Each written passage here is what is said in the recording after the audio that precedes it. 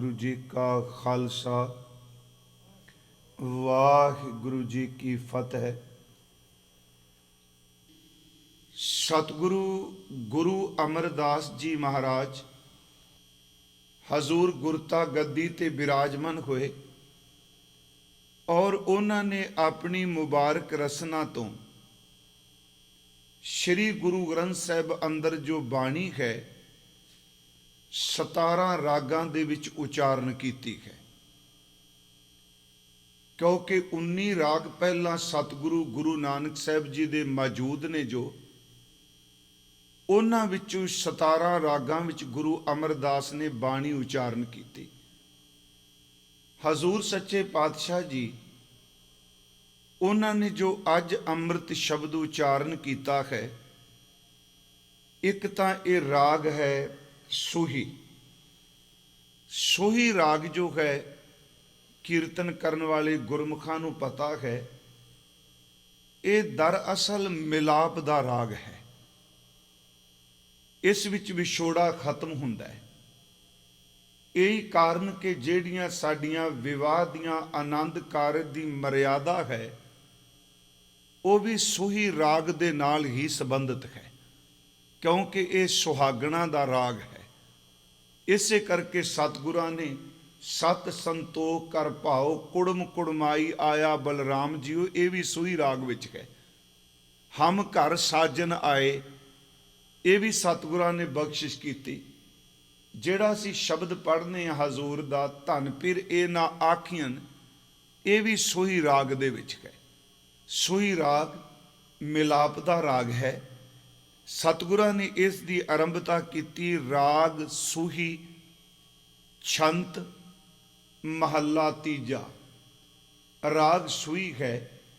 छंत जिहड़ा है एक कविता दी काव दी एक वणगी है। भावां कि गुरबाणी भी जदों असीं छंत पढ़ने आ ते ज़्यादातर एक एक छंत दे विच 4-4 पदे हुंदे ने। उंज वैसे आसा की वार विच एक शब्द असीं वरतने आ कि पहला छक्का ला दिता, दूजा ला दिता, चलो प्रचलित हो चुका है। उंज छक्का सरलेख वखरा है ते आसा दी वार नाल लगे हुए जिहड़े छंत ने गुरु रामदास दे, इन्हां नूं छक्के आपां क्यों कहने? छंत नूं असीं छक्का कह रहे हैं, हालांकि छंत दा एक पदा है। मैनूं इंज प्रतीत हुंदा साडे बजुर्गां ने जदों छक्का लफ्ज वरतिया, दरअसल ये 24 पदे ने ते 6 छंत ने। 6 चौका 24, इंज प्रतीत हुंदा उन्हां 6 लफ्ज तो छक्का शब्द बनाया है, क्योंकि 6 छंतां दा एक समूह जिहड़ा है उस दे 24 पदे ने ते एक एक पदे नूं असीं एक एक पौड़ी दे नाल गाउने हां। चलो मैं श्लोक शब्द वर देना, क्योंकि श्लोक पौड़ी जिहड़ी है वार दी बनतर पौड़ी ही हुंदी है। इहदा मतलब साडे बजुर्गां ने पुरातन कीर्तनियां ने इसलिए शब्द छक्का वरतिया, क्योंकि वो 6 छंत ने। एक छंत दे 4-4 पदे ने, 6 चौका 24 ने ते 24 पौड़ियां ने, तां फिर वो छक्का शब्द प्रचलित हो गया। इत्थे सतगुरां ने छंत एक काव दी वनगी है। महला तीजा है गुरु अमरदास जी ते दूसरे घर विच इहनूं गैन दा जिक्र किया गया है। अगे महाराज कहंदे ने एक ओंकार सतगुरु प्रसाद। इहदे अर्थ आपां रात भी कीते सन, फिर भी मैं अर्ज कर दिया। गुरु ग्रंथ साहिब च मंगल तकरीबन 523 बार आया है कि सज्जन 24 कहते हैं, पर यह मंगल दा इस मंगल का एक भाव है बहुत गहरा। कुछ भगत ऐसे ने जिन्हां ने ओंकार लफ्ज नहीं वरतिया, पर उन्हां दी बाणी का भी मंगल ये। हुण बाबा फरीद साहब ने उन्हां दी बाणी का भी मंगल जदों शुरू करने, एक ओंकार सतगुर प्रसाद, जिन्ने भगत ने ते सैकड़े वारी क्यों दर्ज किया? ये मंगल तो दर्ज किया धन गुरु अर्जुन देव महाराज जी ने। और क्योंकि मंगल एक तो असी 33 वार पढ़ने आ, एक ओंकार सतनाम करता पुरख निरभउ निर्वैर अकाल मूर्त अजूनी सैभंग गुर प्रसाद, ये 33 वार है। ਇਹ ਤਕਰੀਬਨ ਸੈਂਕੜੇ ਵਾਰੀ ਹੈ। ਇਹਦਾ ਮਤਲਬ ਇਹ ਹੈ ਕਿ ਸਤਿਗੁਰੂ ਸਾਹਿਬਾਨ ਹਰ ਬਾਣੀ ਦੀ ਆਰੰਭਤਾ ਵੇਲੇ ਇਸ ਮੰਗਲ ਨੂੰ ਦਰਜ ਕਰਕੇ ਸਾਨੂੰ ਇੱਕ ਗੱਲ ਵਾਰ-ਵਾਰ ਚੇਤੇ ਕਰਾਈ ਜਾਂਦੇ ਆ ਕਿ ਇਸ ਗੁਰੂ ਗ੍ਰੰਥ ਸਾਹਿਬ ਦੀ ਬਾਣੀ ਦੇ ਸਿਧਾਂਤ ਨੂੰ ਭੁੱਲਿਓ ਨਾ। ਫਿਰ ਬੇਨਤੀ ਹੈ ਕਿ ਭਾਵੇਂ ਉਹਦੇ ਵਿੱਚ ਸ਼ਬਦ ਦਮੋਦਰ ਵਰਤੇ, ਖਾਲਾ ਦਮੋਦਰ ਸ਼ਬਦ ਜਿਹੜਾ ਉਹ ਕ੍ਰਿਸ਼ਨ ਜੀ ਦੇ ਲਈ ਹੈ, ਜਿਹਦੇ ਦੁਆਲੇ ਤੜਾਗੀ ਹੈ, ਉੱਥੇ ਭਾਵੇਂ ਰਾਮ ਸ਼ਬਦ ਵਰਤੇ। ਮੈਂ ਇੱਕ ਦਿਨ ਬੇਨਤੀ ਕੀਤੀ ਕਿ ਰਾਮ ਸ਼ਬਦ ਇਹ ਸਤਜੁਗ ਵਿੱਚ ਵੀ ਪ੍ਰਚਲਿਤ ਸੀ, ਤ੍ਰੇਤੇ ਵਿੱਚ ਰਾਮ ਜੀ ਹੋਇਆ, ਪਰ ਜਦੋਂ ਅਸੀਂ ਬਾਣੀ ਪੜ੍ਹਦੇ ਹਾਂ ਤੇ ਬਾਣੀ ਕਹਿੰਦੀ ਹੈ ਪ੍ਰਹਿਲਾਦ ਨੇ ਰਾਮ ਜੀ ਨੂੰ ਜਪਿਆ ਹੈ। ਰਾਮ ਨਾਮ ਜਪਵੋ ਕਰੈ, ਹਿਰਦੈ ਹਰਿ ਜੀ ਕੋ ਸਿਮਰਨ ਧਰੈ। ਜਿਹੜਾ ਰਘੁਨਾਥ ਸ਼ਬਦ ਹੈ, ਟੇਕ ਏਕ ਰਘੁਨਾਥ। ਹੁਣ ਕਈ ਵਾਰੀ ਉਹ ਰਘੂ ਕੁਲ ਨਾਲ ਜੋੜ ਕੇ ਸ਼੍ਰੀ ਰਾਮਚੰਦਰ ਜੀ ਦੇ ਅਰਥ ਕਰਦੇ ਆ, ਪਰ ਆਪ ਜੀ ਦੇਖਿਓ ਰਘੁਨਾਥ ਦੇ ਅਰਥ ਕੇਵਲ ਰਘੂ ਕੁਲ ਨਹੀਂ, ਰਘੂ ਦਾ ਅਰਥ ਹੈ ਪ੍ਰਕਾਸ਼। ਜਿਹੜਾ ਰੂਹਾਨੀ ਪ੍ਰਕਾਸ਼ ਦਾ ਮਾਲਕ ਹੈ ਉਹਨੂੰ ਰਘੁਨਾਥ ਕਿਹਾ ਜਾਂਦਾ ਹੈ। ਇਸ ਕਰਕੇ ਜਿਹੜੇ ਪੁਰਾਤਨ ਸ਼ਬਦ ਸਨ ਗੁਰੂ ਸਾਹਿਬ ਨੇ ਸਾਰੇ ਵਰਤੇ ਆ, ਪਰ ਇਹ ਗੱਲ ਚੇਤੇ ਕਰਾ ਰਿਹਾ ਵਾਰ-ਵਾਰ ਭਾਈ, ਇਸ ਗੁਰਬਾਣੀ ਦਾ ਸਿਧਾਂਤ ਬਹੁ ਦੇਵ ਪੂਜਾ ਨਹੀਂ, ਇਸ ਗੁਰਬਾਣੀ ਦਾ ਸਿਧਾਂਤ ਕੀਰਤਨ ਪੂਜਾ ਨਹੀਂ।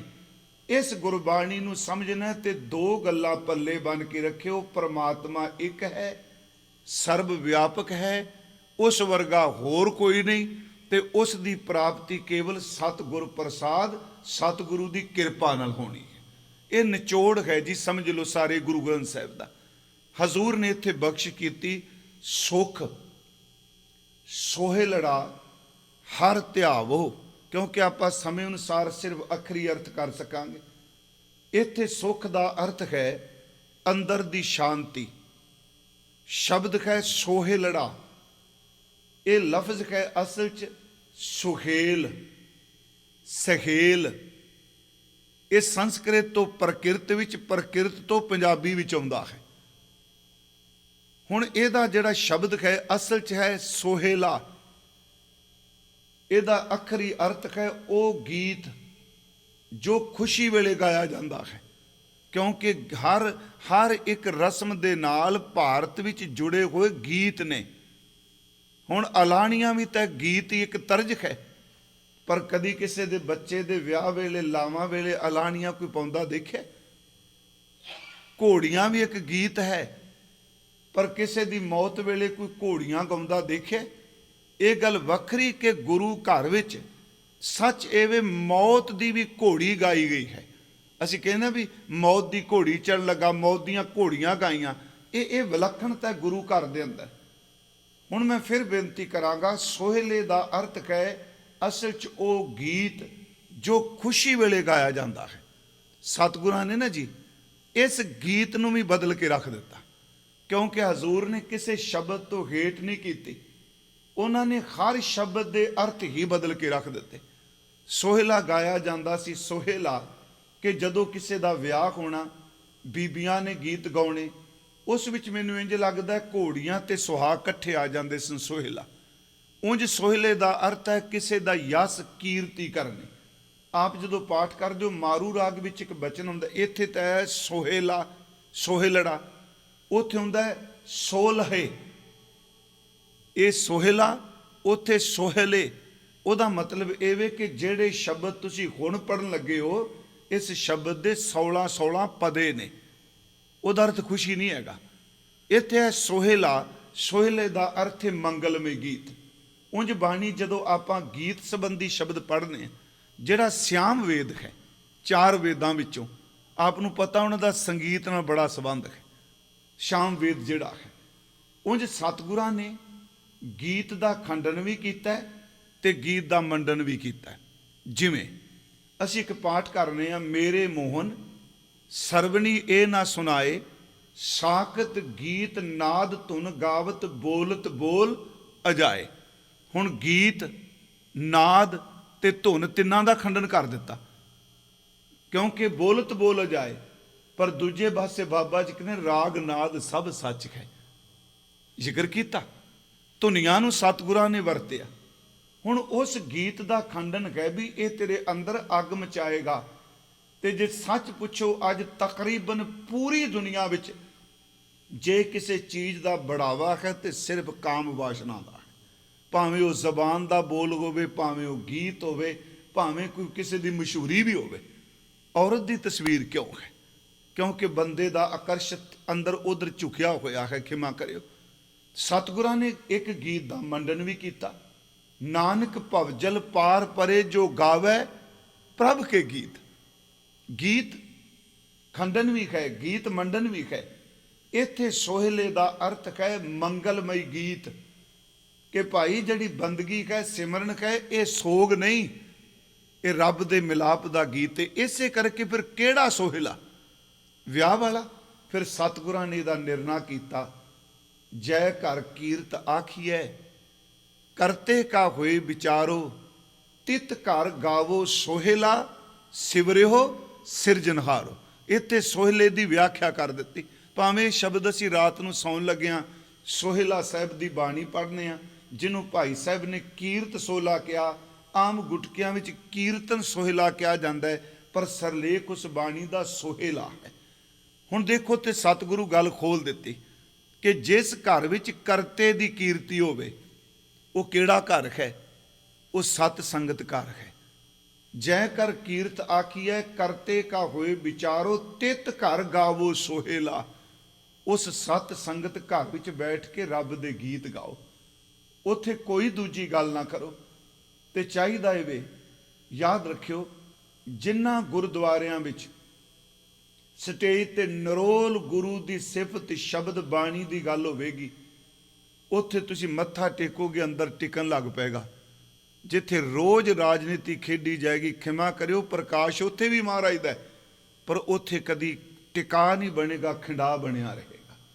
ਗੁਰੂ ਸਾਹਿਬ ਕਹਿੰਦੇ ਆ ਤੁਸੀਂ ਸੰਗਤ ਵਿੱਚ ਸਿਰਫ ਸੋਹਿਲੇ ਗਾਓ ਪਰਮਾਤਮਾ ਦੇ, ਬੰਦਿਆਂ ਦੇ ਨਹੀਂ, ਇਨਸਾਨ ਦੇ ਨਹੀਂ, ਦੁਨਿਆਵੀ ਬੰਦਿਆਂ ਦੇ ਨਹੀਂ। ਦੁਨੀਆ ਨਾ ਸਾਹ ਲਾਹੇ ਜੋ ਮਰ ਵੰਜਸੀ, ਲੋਕਾਂ ਨਾ ਸਾਹ ਲਾਹੇ ਜੋ ਮਰ ਖਾਕ ਥੀ।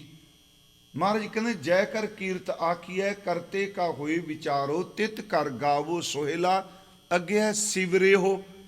ਮੈਂ ਬੇਨਤੀ ਕਰਾਂਗਾ, ਇਹਦੇ ਸਿਵਰਿਓ ਦੇ ਰਾਰੇ ਨੂੰ ਸਿਹਾਰੀ ਲੱਗੀ ਏ, ਇਹ ਉਚਾਰਨ ਦਾ ਹਿੱਸਾ ਹੈ। ਸਿਵਰੋ ਨਹੀਂ ਪੜ੍ਹਨਾ, ਸਿਵਰਿਓ।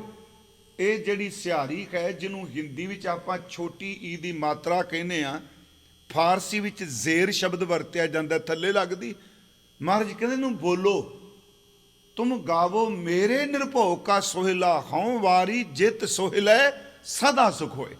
ਉਹੀ ਗੱਲ ਗੁਰੂ ਅਮਰਦਾਸ ਕਰ ਰਿਹਾ, ਪਹਿਲਾਂ ਇਹ ਬਾਬਾ ਜੀ ਕਰ ਰਿਹਾ ਸ਼ਬਦ, ਕਿ ਦੇਖੋ ਭਾਈ ਤੁਸੀਂ ਨਿਰਭਉ ਦਾ ਸੋਹਿਲਾ। ਹੁਣ ਇੱਕ ਸਵਾਲ ਫਿਰ ਉੱਠਦਾ ਹੈ ਕਿ ਜਦੋਂ ਦੁਨੀਆ ਦੇ ਕੋਈ ਗੀਤ ਗਾਉਂਦਾ ਹੈ, ਉਸ ਬੱਚੀ ਦਾ ਨਾਂ ਜਾਂ ਕੋਈ ਹੋਰ ਸੋਹਿਲਾ ਤਾਂ ਬਣਦਾ, ਇਹ ਸੋਹਿਲਾ ਕਿਵੇਂ ਗਾਈਏ? ਮਹਾਰਾਜ ਨੇ ਇਹਨੂੰ ਵੀ ਖੋਲ ਦਿੱਤਾ। ਇਹ ਸੋਹਿਲਾ ਸ਼ਬਦ ਸੁਹਾਵਾ, ਸ਼ਬਦੋ ਸੁਹਾਵਾ ਸਦਾ ਸੋਹਿਲਾ ਸਤਿਗੁਰੂ ਸੁਣਾਇਆ। ਆਹ ਸੋਹਿਲਾ ਗਾਣਾ ਹੈ ਜਿਹੜਾ ਸ਼ਬਦ ਕਰਕੇ ਸੋਹਣਾ ਲੱਗਦਾ ਹੈ। ਆਹ ਜਿਹੜੀ ਬਾਣੀ ਹੈ ਨਾ, ਇਹ ਸੋਹਿਲੜਾ ਹੈ।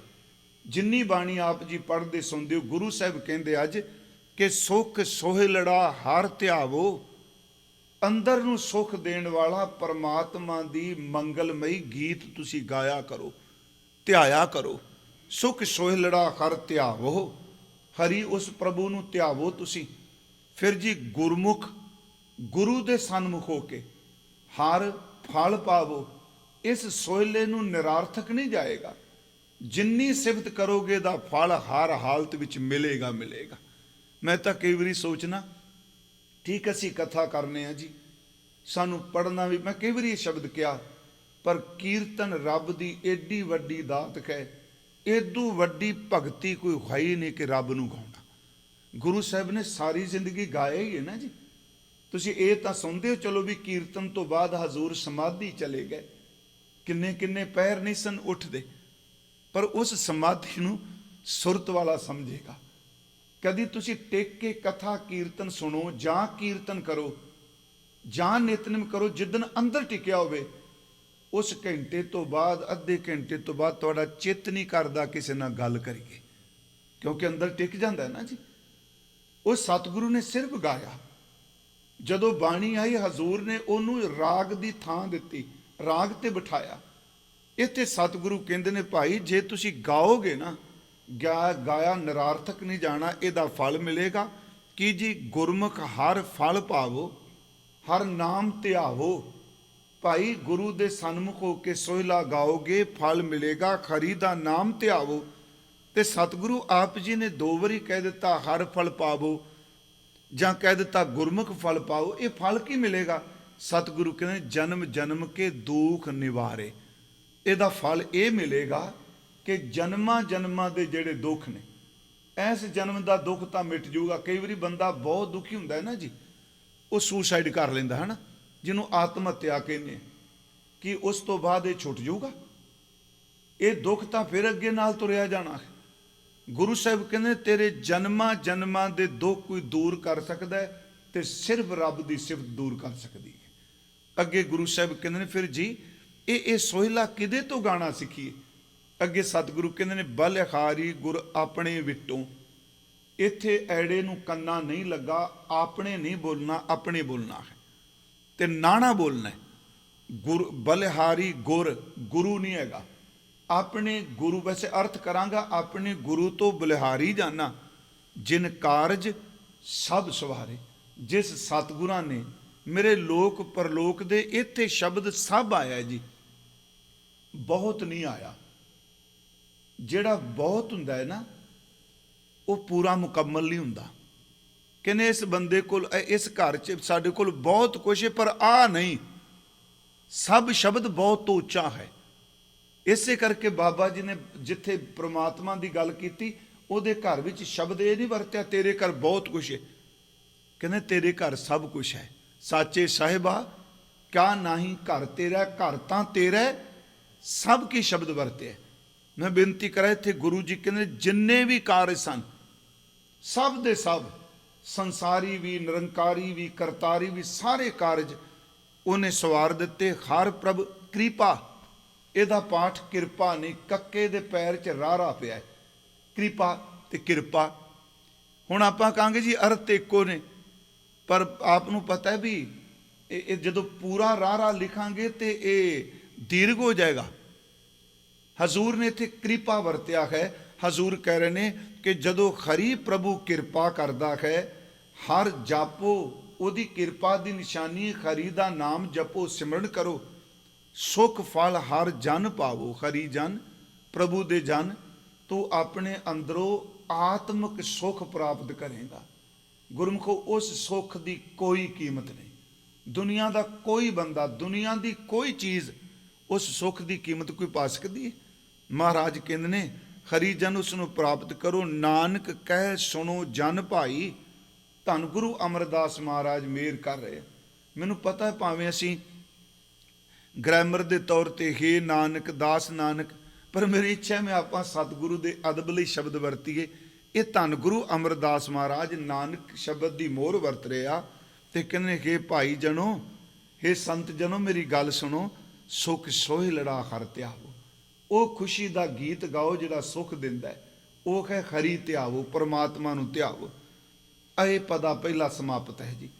ਦੂਸਰਾ ਪਦਾ ਹੈ ਸੁਣ ਹਰ ਗੁਣ ਭੀਨੇ ਸਹਿਜ ਸੁਭਾਏ। ਇੱਥੇ ਹੋਰ ਬਖਸ਼ਿਸ਼ ਕੀਤੀ, ਜਿਹੜਾ ਧਿਆਏਗਾ ਸੁਣੇਗਾ ਉਹ ਹੀ, ਕਿਉਂਕਿ ਧਿਆਉਣ ਤੋਂ ਬਿਨਾਂ ਸੁਣਨਾ ਨਹੀਂ ਆਉਂਦਾ। ਇਸ ਕਰਕੇ ਗੁਰੂ ਨੇ ਕਿਹਾ ਹਰ ਕਾ ਨਾਮ ਧਿਆਏ ਸੁਣ, ਸਭਨਾਂ ਨੂੰ ਕਰਦਾਨ। ਜਦੋਂ ਬੰਦਾ ਧਿਆਉਂਦਾ ਹੈ, ਸਿਮਰਦਾ ਹੈ, ਸੁਣਨਾ ਤਾਂ ਸ਼ੁਰੂ ਹੁੰਦਾ ਹੈ ਜੇ ਪਹਿਲਾਂ ਬੋਲਦਾ ਹੈ। ਗੁਰੂ ਜੀ ਇੱਥੇ ਕਹਿੰਦੇ ਨੇ ਭਾਈ ਉਸ ਖਰੀ ਦੇ ਗੁਣਾਂ ਨੂੰ ਗਾ ਕੇ ਸੁਣ ਕੇ ਸਾਡਾ ਅੰਦਰ ਭੀਨੇ ਦਾ ਅਰਥ ਭਿੱਜ ਗਿਆ ਹੈ। ਸੱਚੇ ਪੂਰੀ ਤਰ੍ਹਾਂ ਅੰਦਰ ਜਿਹੜਾ ਉਸ ਰਸ ਵਿੱਚ ਭਿੱਜ ਗਿਆ ਹੈ। ਸਹਿਜ ਸੁਭਾਏ, ਕਈਆਂ ਗੁਰਮੁਖਾਂ ਨੇ ਇਹਦੇ ਅਰਥ ਕੀਤੇ ਆ ਕਿ ਸੁਤੇ ਸਿੱਧ, ਪਰ ਮੈਂ ਕਹਿੰਦਾ ਜਦ ਇਹਦੇ ਅਰਥ ਜਦੋਂ ਕਰੇ ਨਾ ਸੁਭਾਏ, ਇਹਦਾ ਅਰਥ ਇਉਂ ਕਰੀਏ ਪ੍ਰੇਮ ਸਹਿਤ। ਭਾਏ ਦਾ ਅਰਥ ਪ੍ਰੇਮ, ਸੁਭਾਏ ਪ੍ਰੇਮ ਸਹਿਤ। ਪਿਆਰਿਓ ਉਸ ਖਰੀ ਦੇ ਗੁਣਾਂ ਨੂੰ ਪ੍ਰੇਮ ਸਹਿਤ ਜਦੋਂ ਸੁਣਿਆ ਪਿਆਰਿਓ, ਫਿਰ ਅੰਦਰ ਭਿੱਜ ਗਿਆ। ਭਿੱਜਿਆ ਹੋਇਆ ਅੰਦਰ ਹੀ ਸਹਿਜ ਅਵਸਥਾ ਵਿੱਚ ਪਹੁੰਚਦਾ ਹੈ। ਗੁਰੂ ਸਾਹਿਬ ਬਖਸ਼ਿਸ਼ ਕਰ ਰਿਹਾ ਹਰ ਗੁਣ ਸੁਣ, ਹਰ ਗੁਣ ਭੀਨੇ ਸਹਿ ਸੁਭਾਏ, ਗੁਰਮਤਿ ਸਹਿਜੇ ਨਾਮ ਧਿਆਏ। ਗੁਰੂ ਦੀ ਮੱਤ ਦੇ ਵਿੱਚ ਚੱਲ ਕੇ ਸਹਿਜ ਅਵਸਥਾ ਵਿੱਚ ਟਿਕ ਕੇ, ਇੱਕ ਸਹਿਜ ਹੁੰਦਾ ਹੈ ਜ਼ਬਾਨ ਦਾ ਬੋਲਣਾ, ਇੱਕ ਸਹਿਜ ਹੈ ਸੁਰਤ ਦਾ। ਸਹਿਜੇ ਸਹਿਜੇ ਬੋਲਣਾ, ਸਹਿਜੇ ਸਹਿਜੇ ਤੁਰਨਾ, ਸਹਿਜੇ ਸਹਿਜੇ ਖਾਣਾ, ਇਹ ਵੀ ਚੰਗਾ ਹੈ, ਪਰ ਸਹਿਜ ਅਵਸਥਾ ਹੋਵੇ ਜਿੱਥੇ ਸੁਰਤ ਨੂੰ ਕਦੀ ਵੀ ਦੁਨੀਆ ਦੀ ਕੋਈ ਘਟਨਾ ਸਪਰਸ਼ ਹੀ ਨਹੀਂ ਕਰਦੀ, ਕੁਛ ਵੀ ਹੋਵੇ।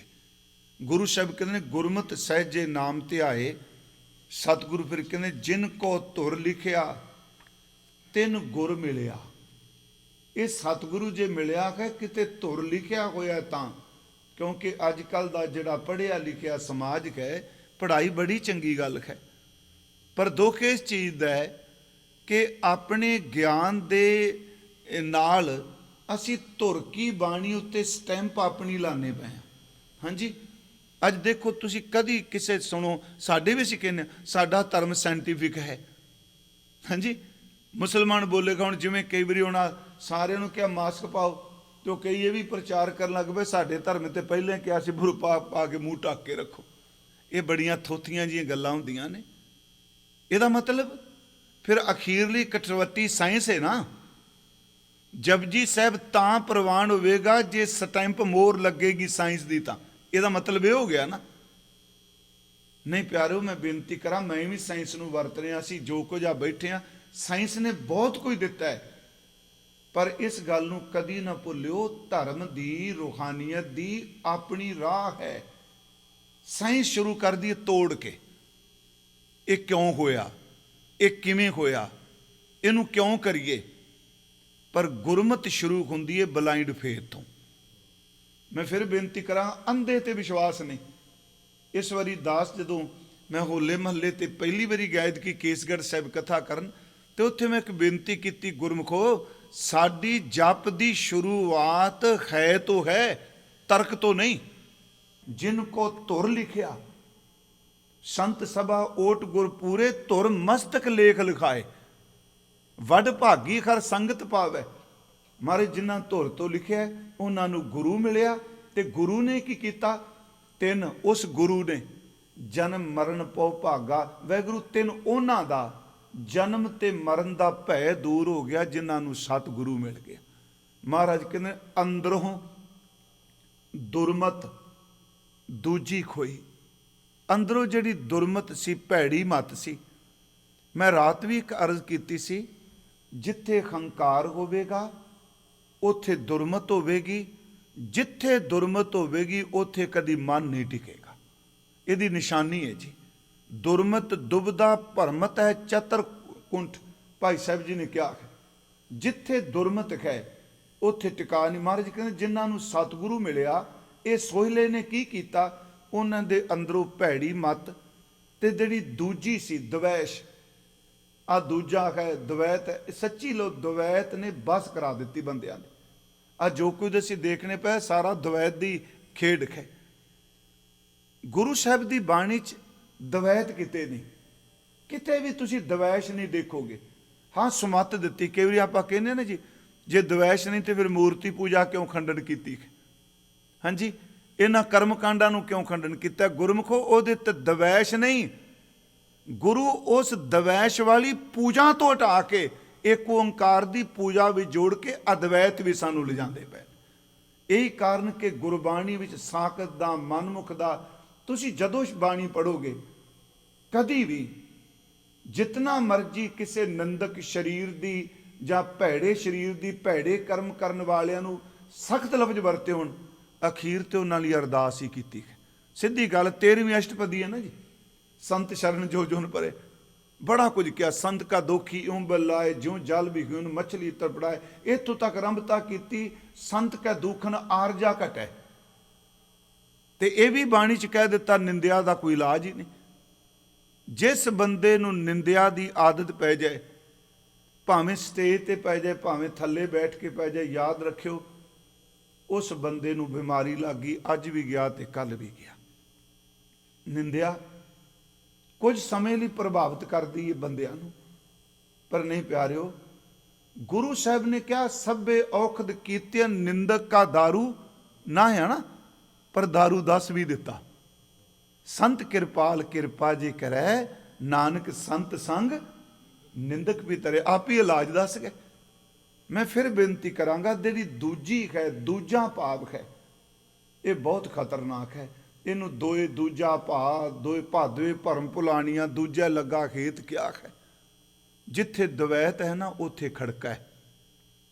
ਕਹਿੰਦੇ ਸਾਧੂ ਤੁਰਿਆ ਜਾਂਦਾ ਸੀ। ਇਹ ਗਿਆਨੀ ਅਰਜਨ ਸਿੰਘ ਉਹਨਾਂ ਦੀ ਕਿਤਾਬ ਹੈ ਜੀ, ਸ਼੍ਰੋਮਣੀ ਕਮੇਟੀ ਨੇ ਛਾਪੀ ਹੈ, ਛੋਟੀ ਜੀ, ਏਕੋ ਓਟ ਏਕੋ ਆਧਾਰ। ਗਿਆਨੀ ਅਰਜਨ ਸਿੰਘ ਇਹ ਥਾਈਲੈਂਡ ਬੈਂਕਾਕ ਗੁਰਦੁਆਰੇ 'ਚ 48 ਸਾਲ ਮੁੱਖ ਗ੍ਰੰਥੀ ਸਾਹਿਬ ਰਹੇ ਆ। ਉਹਨਾਂ ਦੇ ਇੰਨਾ ਪ੍ਰਚਾਰ ਕੀਤਾ, ਇੰਨਾ ਕੀਤਾ। ਹੁਣ ਤਾਂ ਚਲੋ ਅਗਾਂ ਨਿਆਣੇ ਅਗਾਂ ਆ ਗਏ, ਸਭ ਚੇਂਜ ਹੁੰਦਾ ਪਿਆ। ਮੈਂ ਵੀ ਸੱਚ ਕਹਿਣਾ, ਆ ਜਿੰਨੇ ਕੁ ਸ਼੍ਰੀ ਆਪ ਸਵੇਰੇ ਸ਼ਾਮੀ ਪੈਂਦੇ ਹੋ, ਇਹ ਇੱਕ ਦੋ ਪੀੜੀ ਹੋਰ ਨੇ, ਅਗਾਂ ਕੀ ਬਣੇਗਾ?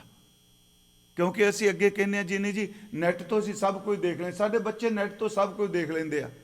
ਯਾਦ ਰੱਖਿਓ, ਨੈੱਟ ਤੋਂ ਸਭ ਕੁਝ ਦੇਖਣ ਤੋਂ ਬਾਅਦ ਵੀ ਜੇ ਪ੍ਰੈਕਟੀਕਲ ਨਹੀਂ ਕਰਦੇ, ਨੈੱਟ ਨੇ ਅੰਦਰ ਨੂੰ ਸੁੱਖ ਨਹੀਂ ਦੇ ਦੇਣਾ। ਸਤ ਸੰਗਤ ਵੀ ਤੇ ਆਉਣਾ ਪੈਣਾ।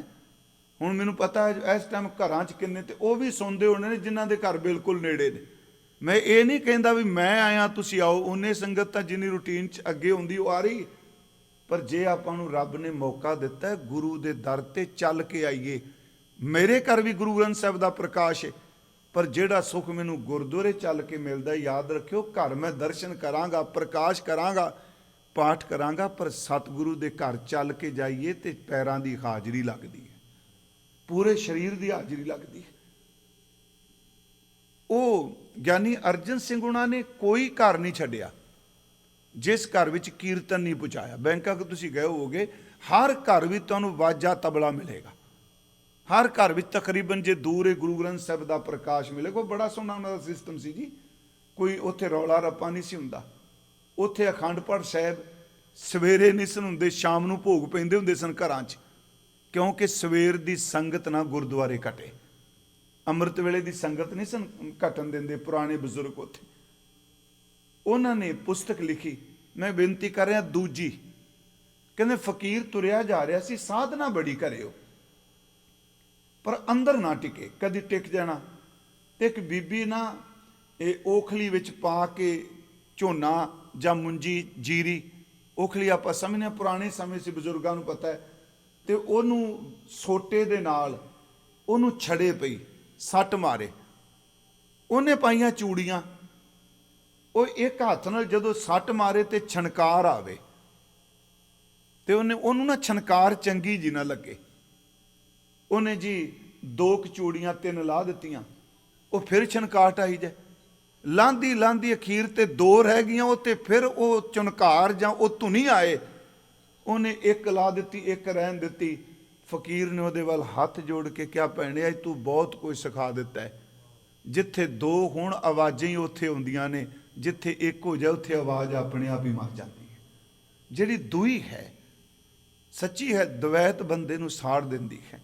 ਗੁਰੂ ਜੀ ਕਹਿੰਦੇ ਅੰਦਰੋਂ ਦੁਰਮਤ ਦੂਜੀ ਖੋਈ, ਸੋ ਜਨ ਹਰ ਲਿਵ ਲਾਗਾ।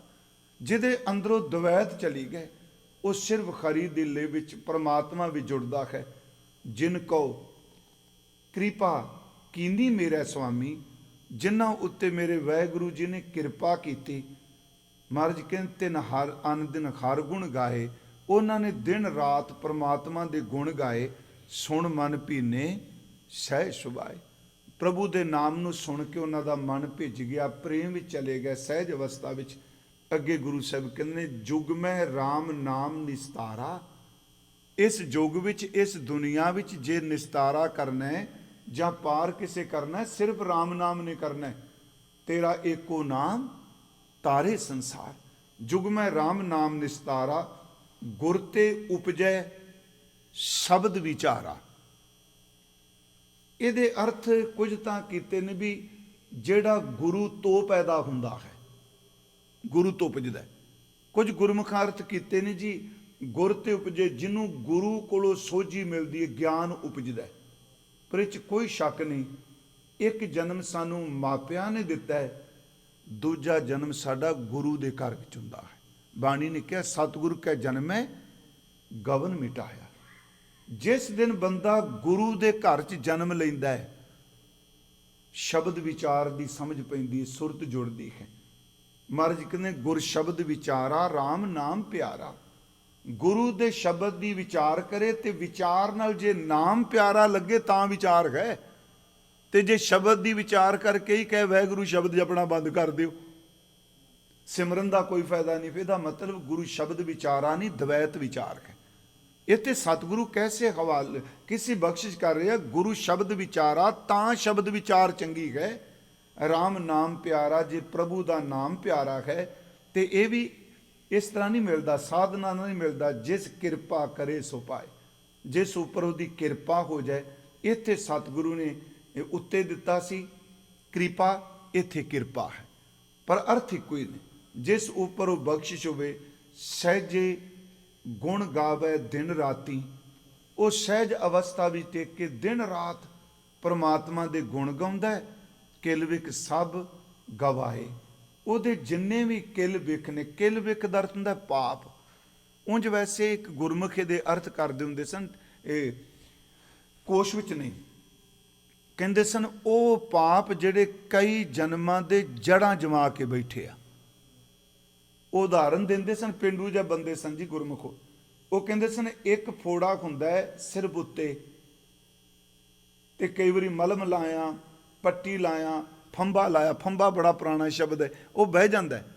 ਕਈਆਂ ਨੂੰ ਚੀਰਾ ਵੀ ਦੇ ਦਿੰਦੇ ਸਨ, ਫਿਰ ਵੀ ਨਹੀਂ ਸੀ ਜਾਂਦਾ, ਕਿਉਂਕਿ ਉਹਦੀਆਂ ਜੜ੍ਹਾਂ ਵਿੱਚ ਗਈਆਂ ਸਨ। ਕਹਿੰਦੇ ਨੇ ਕੁਝ ਗਲਤੀਆਂ ਐਸੀਆਂ ਹੁੰਦੀਆਂ ਨੇ ਜਿਹੜੀ ਛੇਤੀ ਸੋਧੀਆਂ ਜਾਂਦੀਆਂ ਨੇ।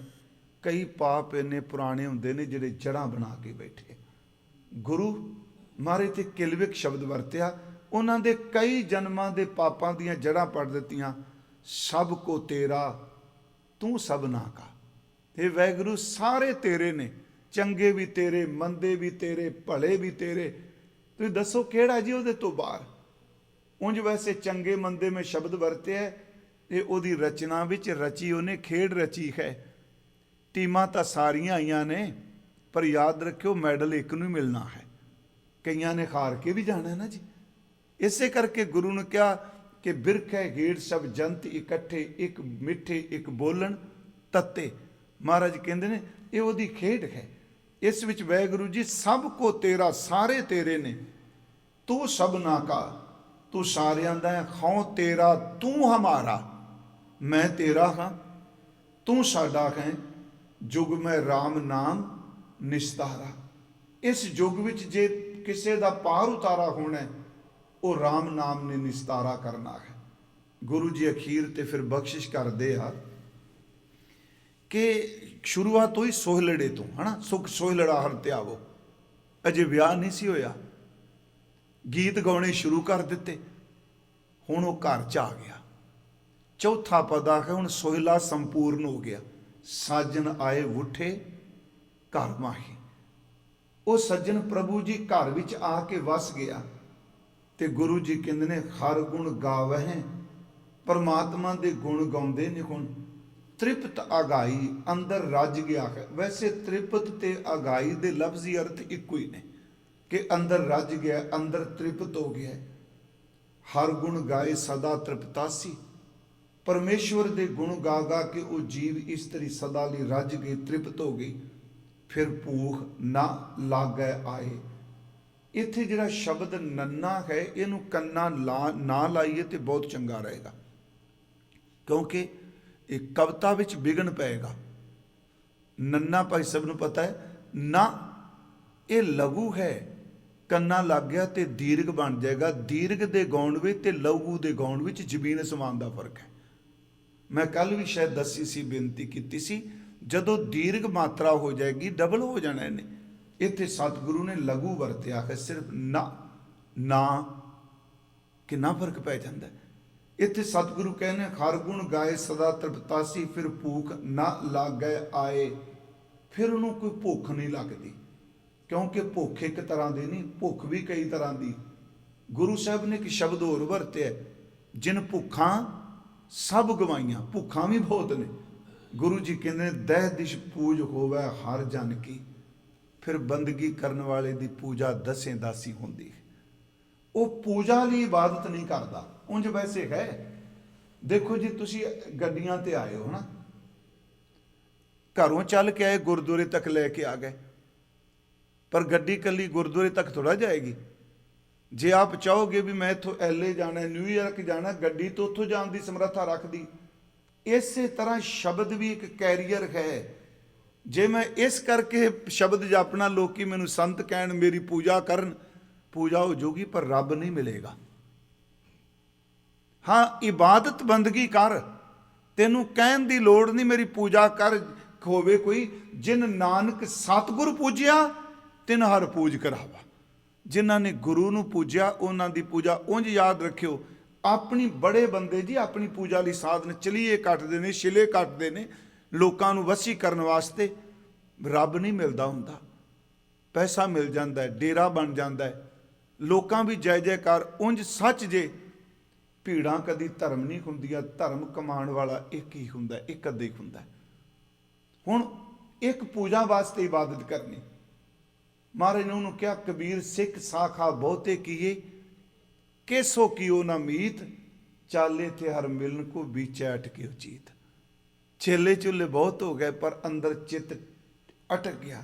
ਗੁਰੂ ਸਾਹਿਬ ਕਹਿੰਦੇ ਜਿਹੜਾ ਬੰਦਗੀ ਕਰਦਾ ਹੈ ਉਹਦੀ ਪੂਜਾ ਹੋਵੇਗੀ। ਜੋ ਹਰ ਕਾ ਪਿਆਰਾ ਸੋ ਸਭਨਾ ਕਾ ਪਿਆਰਾ। ਦਹਿ ਦਿਸ਼ ਪੂਜ ਹੋਵੇ ਹਰ ਜਨ ਕੀ, ਕਿਹਦੀ ਜੀ? ਜੋ ਹਰ ਹਰ ਨਾਮ ਧਿਆਏ, ਜੋ ਹਰੀ ਦੇ ਨਾਮ ਨੂੰ, ਪ੍ਰਭੂ ਦੇ ਨਾਮ ਨੂੰ ਧਿਆਏਗਾ। ਨਾਨਕ ਹਰ ਆਪੇ ਜੋੜ ਵੇ ਛੋੜੇ, ਆਪੇ ਹਰੀ ਮਿਲਾ ਲੈਂਦਾ, ਆਪੇ ਵਿਛੋੜ ਦਿੰਦਾ। ਜਿਹਨੂੰ ਸੰਜੋਗ ਤੇ ਵਿਜੋਗ ਕਹਿੰਦੇ, ਇਹ ਲਫ਼ਜ਼ ਉਹੀ ਨੇ। ਜੋੜ ਸੰਜੋਗ ਹੈ, ਵਿਛੋੜੇ ਵਿਜੋਗ ਹੈ। ਸਾਰੀ ਦੁਨੀਆ ਦੀ ਕਾਰ ਇਹ ਦੋ ਸ਼ਕਤੀਆਂ ਚਲਾਉਂਦੀਆਂ ਨੇ, ਸੰਜੋਗ ਵਿਜੋਗ ਦੋਏ ਕਾਰ ਚਲਾਵੇਂ। ਹਜ਼ੂਰ ਕਹਿੰਦੇ ਨੇ, ਹਰ ਬਿਨ ਕੋ ਦੂਜਾ ਨਾਹੀ, ਹਰੀ ਤੋਂ ਬਿਨਾ ਕੋਈ ਦੂਜਾ ਨਹੀਂ ਜੋੜਨ ਤੇ ਵਿਛੋੜਨ ਵਾਲਾ। ਸਾਜਨ ਮੇਰਾ ਸੱਜਣ ਵੈਗੁਰੂ ਆਏ ਵੁੱਠੇ ਘਰ ਮਾਹੀ, ਮੇਰੇ ਘਰ ਵਿੱਚ ਆ ਗਏ। ਗੁਰਮੁਖੋ, ਜਦੋਂ ਸੱਜਣ ਘਰ ਵਿੱਚ ਆ ਜਾਏ ਨਾ, ਫਿਰ ਦੂਜੇ ਨੂੰ ਕੋਈ ਥਾਂ ਨਹੀਂ। ਇਸੇ ਕਰਕੇ ਬਾਣੀ ਨੇ ਇੱਕ ਸ਼ਬਦ ਵਰਤਿਆ, ਪੜ੍ਹਦੇ ਨੇ ਗੁਰਮੁਖ, ਨਸ ਵੰਝੋ ਕਿਲ ਵਿਖੋ, ਕਰਤਾ ਘਰ ਆਇਆ। ਕਰ ਪ੍ਰਭੂ ਪਰਮਾਤਮਾ ਘਰ 'ਚ ਆ ਗਏ। ਆਓ ਅਸੀਂ ਵੀ ਗੁਰੂ ਅਮਰਦਾਸ ਦੇ ਬਚਨ ਨੂੰ ਕਮਾ ਕੇ ਪਰਮੇਸ਼ਵਰ ਦਾ ਸੋਹਿਲਾ ਕੋਈ ਵੀ ਗਾਏਗਾ, ਕਿਵੇਂ ਵੀ ਗਾਏਗਾ, ਉਹ ਸੋਹਿਲਾ ਆਤਮਿਕ ਸੁਖ ਦੇਵੇਗਾ। ਤਾਂ ਹੀ ਗੁਰੂ ਫਿਰ ਕਹਿੰਦਾ, ਇਹ ਸਾਚਾ ਸੋਹਿਲਾ ਸਾਚੇ ਘਰ ਗਾਵੋ। ਇਹਨੂੰ ਸੱਚੇ ਘਰ ਵਿੱਚ ਸਤ ਸੰਗਤ ਵਿੱਚ ਗਾਈਏ। ਇੰਨੀਆਂ ਕੁ ਬੇਨਤੀਆਂ ਸਵੀਕਾਰ ਕਰੀਆਂ ਜੀ। ਹੋਈਆਂ ਬੇਅੰਤ ਭੁੱਲਾਂ ਬਖਸ਼ ਦੇਣੀਆਂ। ਵਾਹਿਗੁਰੂ ਜੀ ਕਾ ਖਾਲਸਾ, ਵਾਹਿਗੁਰੂ।